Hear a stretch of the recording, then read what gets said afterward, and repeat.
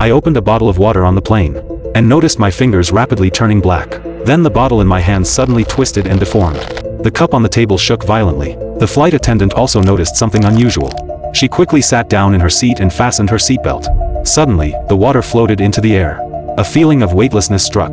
Passengers without seatbelts were sucked upward to the ceiling by a strong airflow. The entire plane shook violently. The cabin was in complete disarray. Luggage tumbled everywhere. Everyone was gripped by extreme fear. At that moment, the oxygen masks deployed. Everyone was breathing oxygen to survive. My wife fainted before she could put on her mask. Fortunately, I found an emergency oxygen bottle and administered oxygen to her in time. She regained consciousness shortly after. A few minutes later, the plane stabilized. The captain made an announcement. He said the plane had encountered a storm while passing through turbulence. The cabin pressure had fluctuated abnormally. Pressure has now stabilized. But it was now stabilized. He told us not to worry. Everyone breathed a sigh of relief. We thought we had dodged disaster. Little did we know, this was only the beginning of the disaster. A passenger suddenly fell ill. The flight attendant made an announcement seeking medical assistance. I quickly went over to check. The man's condition was very strange. He kept digging his fingers into his mouth.